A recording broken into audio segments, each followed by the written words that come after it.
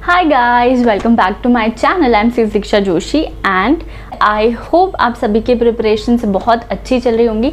Do let me know in the comment section आपका first revision अभी start हुआ है या नहीं हुआ है.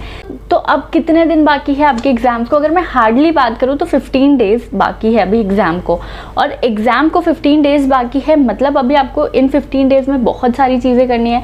आपको रिविज़न करना है, आपको क्वेश्चन पेपर्स देखना है, आपको बहुत सारी चीज़ें पढ़नी है और बहुत सारी चीज़ें आपको इस 15 दिन के ड्यूरेशन में कवर करना है. करेक्ट.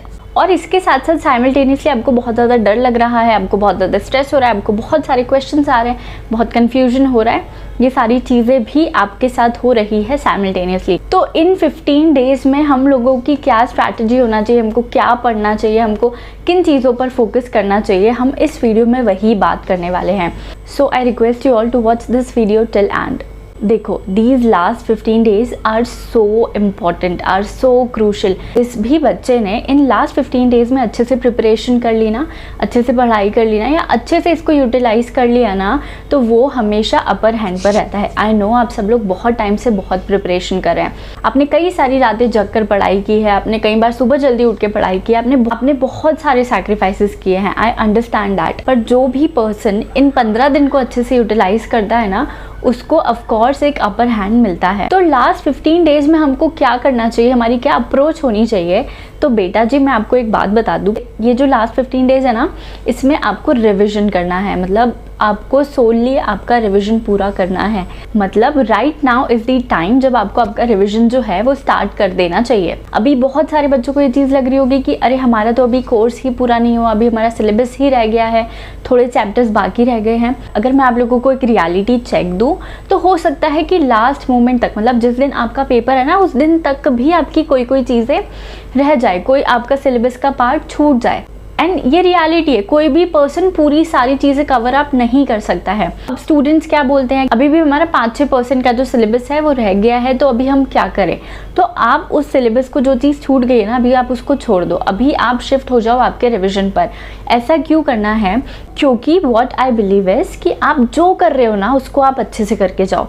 मतलब जितना आपने अभी तक किया है ना, उसको आप अच्छे से कर जाओ. आई एम श्योर कि इस टाइम पे अभी सभी लोगों का जो स्ट्रेस लेवल है ना, वो कहीं ना कहीं थोड़ा ज़्यादा होगा. इस टाइम पर आपको थोड़ी सी शांति बनाए रखनी है, क्योंकि you have to remind your self कि आपने जितनी भी पढ़ाई की है अभी तक, मतलब जितना भी आपने कवर अप किया है, उसको रिवाइज करने का टाइम तो यही है. मतलब हो सकता है आपने बहुत सारी चीज़ें पढ़ी हो, पर आपको पूरी तरीके से वो चीज़ें याद नहीं होंगी. आपको उसको एक बार तो देख कर जाना ही पड़ेगा. ये जो 15 डेज़ है ना, ये वही टाइम है जब आपको उस चीज़ को क्या करना है, रिकॉल करना है. कीप योर सेल्फ काम and keep telling your self that हाँ, मैंने बहुत मेहनत की है और मैं कर सकता हूँ, मुझे बस थोड़े से ब्रश अप की ज़रूरत है. कई बार ना क्या होता है, हम जो लास्ट 15 डेज़ होते हैं ना, उसमें एक बहुत ही कन्फ्यूजन वाली स्टेट में चले जाते हैं. हमको समझ ही नहीं आता है हमारा कितना हो गया है, कितना रह गया है. अभी हम रिविजन करें, पुरानी चीज़ों को पढ़े, जो चीज़ छूट गया है उसको कवर अप करें, क्या करें. I have seen a lot of students जो इस टाइम पर एक कन्फ्यूजन वाली स्टेट में होते हैं. तो इस कन्फ्यूजन में आप लोगों को नहीं पढ़ना है, ठीक है. इस कन्फ्यूजन से आप लोगों को बिल्कुल दूर रहना है. जितना ज़्यादा आप काम रखोगे ना अपने आप को, उतना अच्छे से आपके 15 दिन निकलेंगे और उतने अच्छे आपके पेपर जाएंगे. Self confidence is so important. आपको सेल्फ कॉन्फिडेंस को बनाए रखना है. मैं ये चीज़ क्यों कह रही हूँ, मैं आपको मेरा इंसिडेंट बताती हूँ कि मेरे साथ क्या हुआ था. कि एग्ज़ाम के पहले के ना कुछ 10-15 दिन बाकी थे, और मेरा अभी तक मैं पढ़ाई ही कर रही थी उस टाइम पे, और मेरा फिर भी एक जो लास्ट सब्जेक्ट था ना, जो मैंने उठाया था, उसका थोड़ा पोर्शन रह गया था. फिर मुझे लगा कि यार मैं ना सारी चीज़ों को कवर कर लेती हूँ, तो मैंने 2 दिन और उसमें लगा दिए. 2 दिन मैंने बहुत जल्दी करके, मैंने जो चीज़ मेरी छूटी थी ना, मैंने उस चीज़ को भी क्या किया, कवर करने की कोशिश की. अभी वो बहुत ज़्यादा इंपॉर्टेंट नहीं था, पर फिर भी मुझे ये चीज़ लग रही थी कि यार कभी आ गया तो क्या होगा. अभी ठीक है, ICSI को हम प्रेडिक्ट नहीं कर सकते, वो कभी भी कुछ भी पूछ सकता है. तो इसीलिए मैं अपने आप को और ज़्यादा प्रिपेयर करना चाहती थी. मैंने 2 दिन में बहुत जल्दी उस चीज़ को कवर किया. अभी मेरे पास ना कुछ 10-12 दिन बाकी थे अपने रिवीजन को करने के लिए. मैंने जब रिवीजन करने के लिए खोला ना, तो मुझे पिछला कुछ भी याद नहीं आ रहा था, मुझे पुराना कुछ भी नहीं याद था. और मैं जब रिवीजन कर रही थी ना, तो मुझे लग रहा था मैं पहली बार पढ़ रही हूँ इसको. मतलब लिटरली मुझे कुछ भी याद नहीं आ रहा था. उसकी वजह से मैं एक पैनिक मोड में चली गई थी कि मैं कैसे करूँगी, अभी मुझे याद ही नहीं है. मैंने इतनी मेहनत की, मैं इतने टाइम से पढ़ रही हूँ और मुझे तो याद ही नहीं आ रहा है कुछ. तो इसीलिए मैं आप लोगों को ये चीज़ कह रही हूँ कि आप ना अभी चलो जितना हो गया है ना उतना कर लो। और मुझे उस टाइम पे ये चीज़ रियलाइज़ हो रही थी कि यार मैं ये 2 दिन भी मैंने वेस्ट कर दिया। इससे बेटर है कि मैं रिवाइज़ करना शुरू करती ना तो अभी तक मेरा बहुत कुछ रिवाइज़ हो जाता, क्योंकि ऑलरेडी वो मैंने पढ़ा हुआ है। तो अगर मैं थोड़ी बहुत मेहनत करूँगी ना तो वो चीज़ मुझे याद आ जाएगी। उस टाइम पर मुझे रियलाइज़ हुआ कि रिविज़न कितना इंपॉर्टेंट है। मैंने रिवाइज़ करना शुरू किया, और क्योंकि बहुत कम टाइम बाकी था सब्जेक्ट को रिवाइज करना था तो मैं बहुत सारी चीज़ें तो रिवाइज ही नहीं कर पाई थी।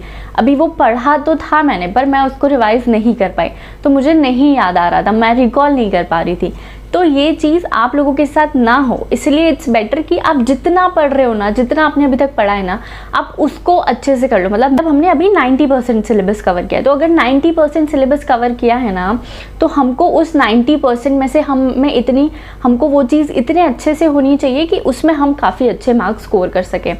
ठीक है, अभी जो चीज़ छूट गई उसे जाने दो। आप अभी क्या करो, अपना रिवीजन स्टार्ट करो। बिल्कुल हर एक सब्जेक्ट के लिए आप एक एडिक्वेट टाइम निकालो। आप एक टाइम सेट कर लो कि 4 दिन इसका रिवीजन करना है, 4 दिन इसका रिवीजन करना है, और उसमें आप सारी चीज़ों को, अभी तक आपने जितनी भी चीज़ें पढ़ी है ना, उन सारी चीज़ों को ब्रश अप करो, उन सारी चीज़ों को रिकॉल करो।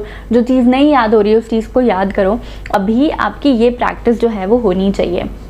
एंड वन मोर थिंग, अगर अभी तक आपने पास्ट ईयर के पेपर्स नहीं देखे हैं ना, आप थोड़ा सा टाइम ना उसमें इन्वेस्ट करो। आप एक बार गो थ्रू करो कि कैसे क्वेश्चंस आते हैं, कितने मार्क्स में कैसे क्वेश्चन पूछता है, क्या पैटर्न रहता है। तो उससे आपको एकदम से एग्जाम में जाके घबराहट नहीं होगी। आप थोड़े बहुत पेपर्स देख कर जाओ, जितना हो गया है उसको वापस से रिविजन करना शुरू करो, उसको इतने अच्छे से ब्रशअप कर लो, उसको इतने अच्छे से रिवाइज कर लो कि उसमें से कुछ भी पूछा जाए आप उसको अच्छे से अटेम्प्ट करके आ पाओ। आई होप ये वीडियो आप लोगों के लिए बहुत हेल्पफुल रहे। और बच्चों, ये जो टाइम है ना, अब ये बहुत क्रूशियल टाइम है। ठीक है, तो आप इसको बहुत अच्छे से यूटिलाइज़ करो, बहुत अच्छे से पढ़ाई करो, टेंशन फ्री रह के काम रहकर पढ़ाई करो, तो आपके पेपर्स भी बहुत अच्छे जाएंगे। I wish you all the best, and if you like this video, please like, share and comment, and subscribe my channel if you have not yet subscribed. Bye bye, take care.